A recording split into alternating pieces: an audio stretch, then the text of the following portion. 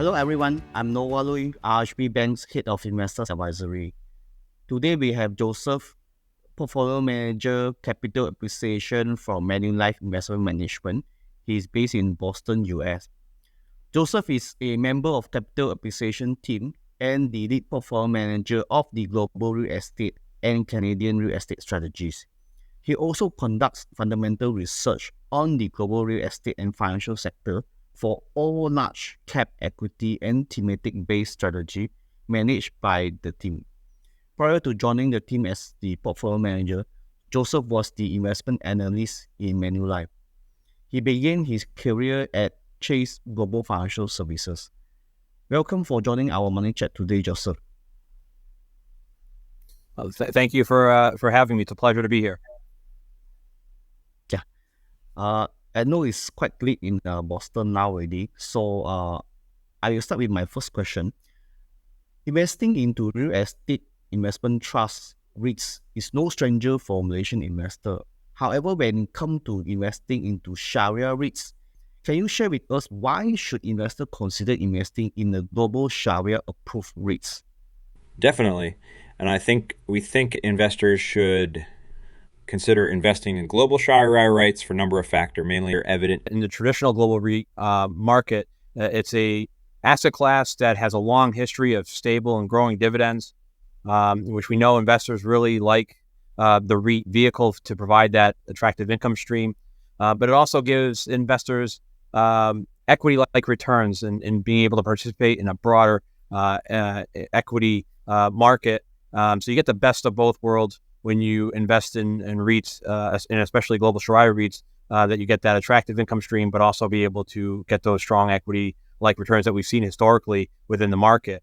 Another factor is when investors are looking to build a well-diversified investment portfolio, when they're looking at other global equity and global fixed income securities to add to their portfolio, adding Shariah REITs, global REITs, it enables the investors to diversify their portfolio. It has a low correlation to other asset classes, so they don't necessarily move in tandem. So it really provides an enhancement to the portfolio to reduce volatility.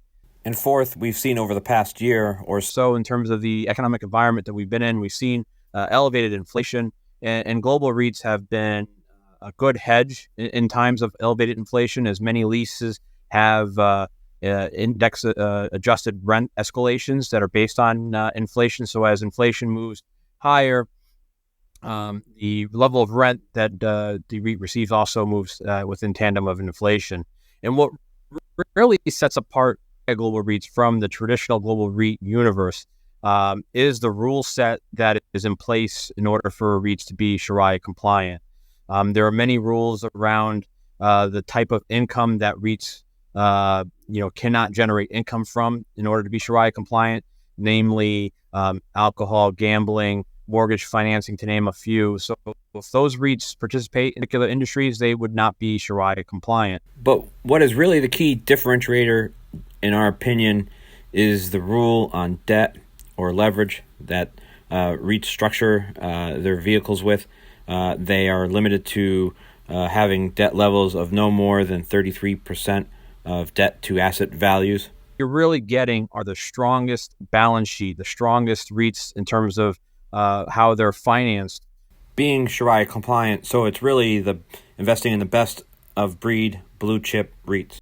And what we've seen also, in addition to these balance sheets, is they tend to have really efficient management teams, strong management teams with long track records of performing very well throughout market cycles, as well as having a higher degree of asset quality within the REIT portfolios. And that performance, what we've seen since 2010, has been a significant outperformance of the traditional REIT sector by about 175 basis points, about an annual return since 2010 of 9% returns. And we think that's an important factor for investors to consider, add Shariah REITs to their portfolio. Okay, from the chart that you have shared, it does appear that the Shariah-approved REITs has done better historically. What about in the current global landscape? Is there any specific trend or investment themes that is driving your investment thesis when it comes to a REITs portfolio? Absolutely. So first, we think of the REIT sector being the backbone of the global economy. So what you're seeing in terms of economic growth, and developments in new industries, ultimately is going to benefit the real estate sector in some way. So we looked at many different developments that we've analyzed in the marketplace, and we've come up with 3 themes that we're really focused on in terms of where we want to position our strategies. The first being around new economies. So we think about evolution of technology, e-commerce as being drivers of demand for real estate. E-commerce not necessarily being a relatively new economy in terms of provided significant growth over the last few years, definitely accelerated during the COVID pandemic, and we see future growth going forward as consumers continue to demand that flexibility and convenience of shopping online, and will ultimately create demand for more industrial warehouse space going forward. When we think about new technologies, AI has definitely been a development that's created a lot of attention over the last year or so. We're thinking even beyond AI, the usage and demand of usage of technology, whether it's for work, such as doing a chat today via online. Also using personal use of our wireless devices. We're demanding a lot more from our technology.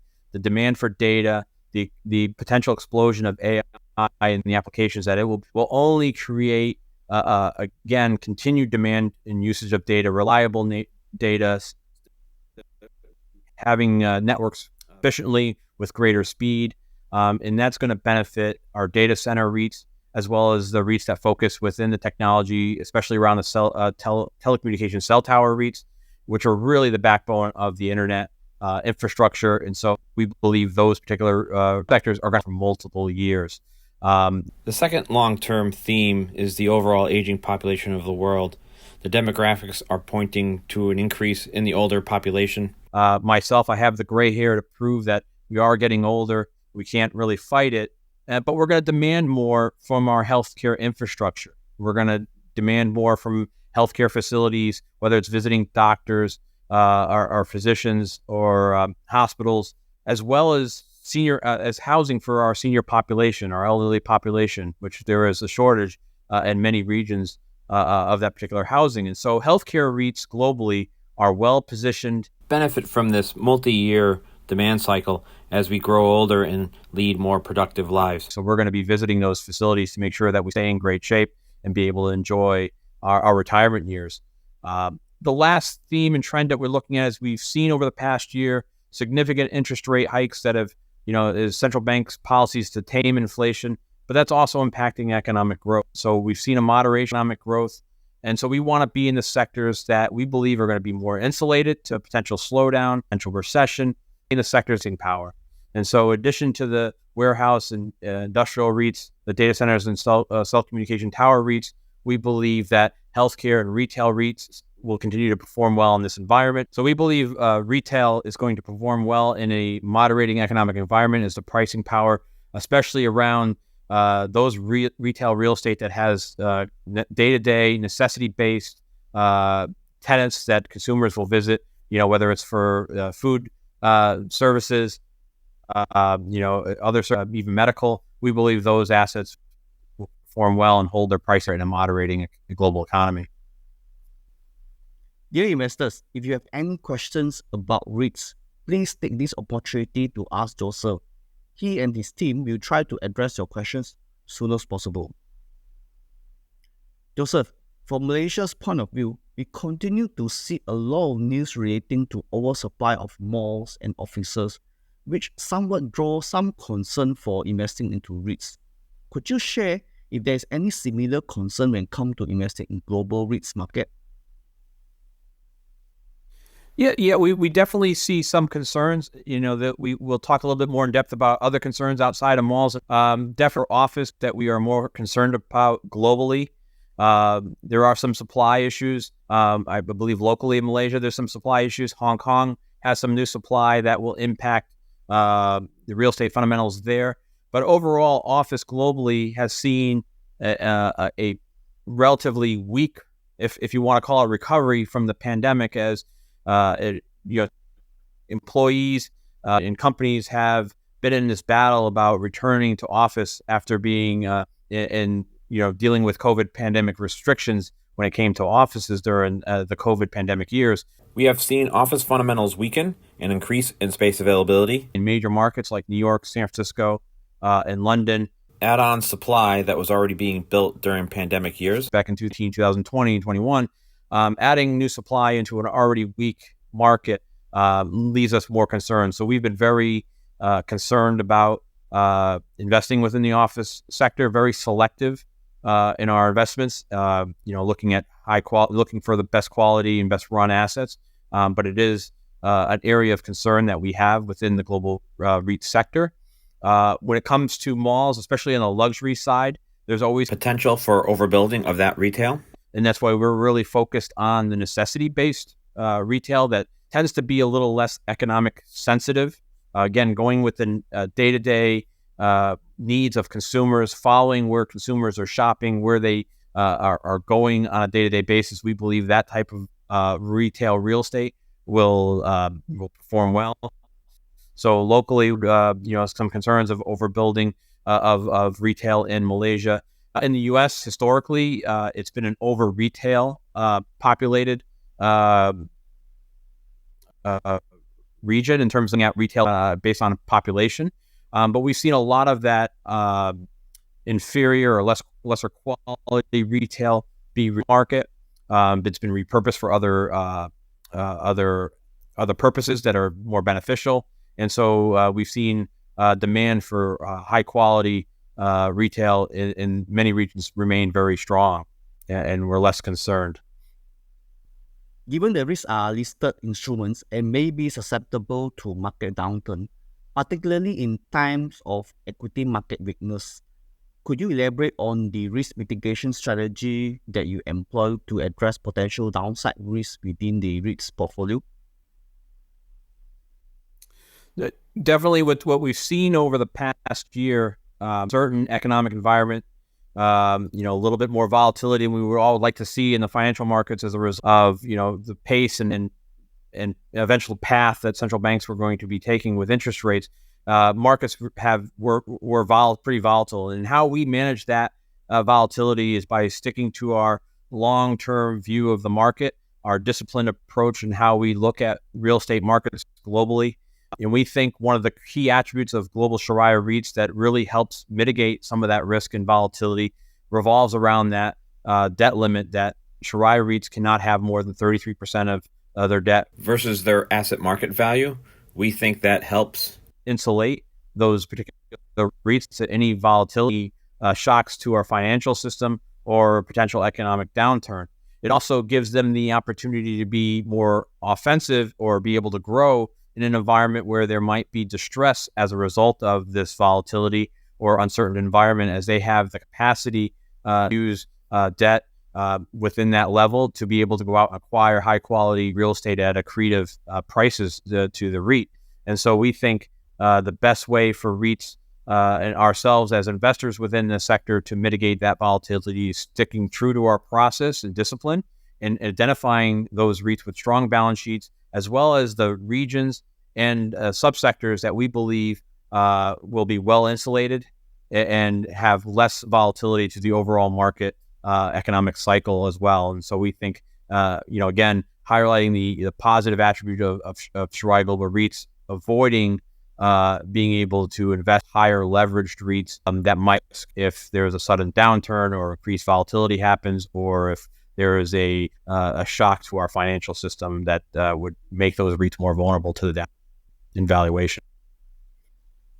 When it comes to investing into real estate, a lot of investors tend to associate the unlisted private residential property prices to REITs. Do you observe any leading or lagging relationship between the residential property price changes to the REIT's performance, or do they even come to any move in tandem? I would say historically it's a mixed picture when you look at the historical movement of residential for ownership in terms of owning your residential property versus the commercial real estate prices and how they move over time. There are definite factors that impact both commercial and residential real estate prices. Interest rates will impact them both positively and negatively depending on the movement in interest rate policy, the availability of financing. There would be a mortgage for purchasing a new home or financing a construction or acquisition of an office building, for example. And so those particular attributes will impact both equally or around, have the same impact. But they're all individually have their own different demand and supply drivers that will ultimately impact overall valuation of both commercial real estate and home prices. And so when you look at home prices, be more valued versus like a comparable price. So if you think of your neighbor's home if he just happened to sell his house recently and you have very similar type of house, you would be fair to extrapolate that value would be the same for your particular property. You might look at what new construction home prices are in comparability in terms of size, type of a house, and look at that as a way of looking at how your property would be valued, as well as to construct and replace your house. If you had to build it from scratch today, what would it cost? And that would be where your values will trend over time. Whereas for commercial real estate, it tends to be valued based on the income generation of that particular asset. So, it'll be what type of income, what's the lease structure, what type of tenants. And apply that to the value as well as what the required rate of return that investor would have on such an asset would ultimately determine that valuation. So that's where the divide in a relationship of pricing really becomes, is the perception of value is driven completely by different factors.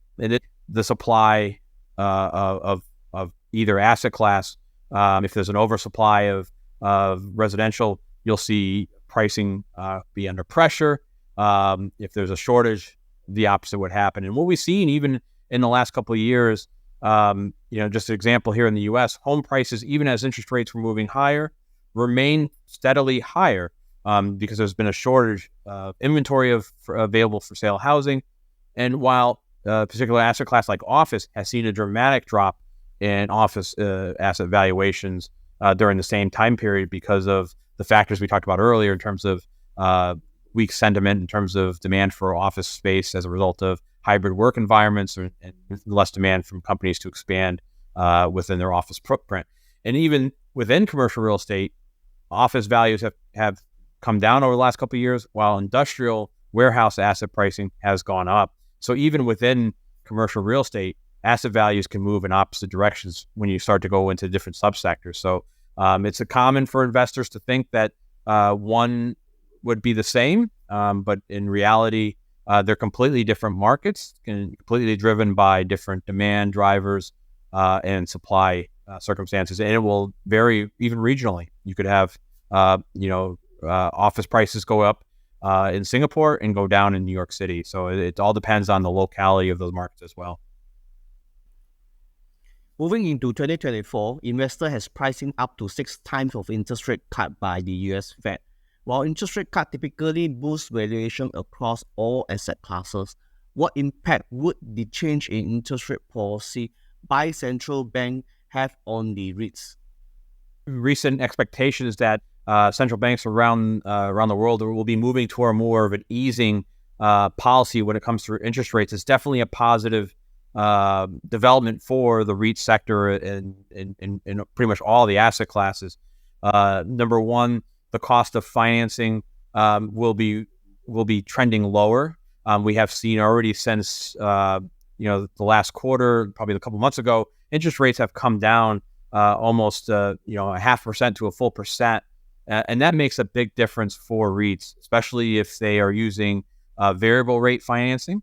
That will reprice fairly quickly and ultimately would be less of an impact on operating earnings and cash flow.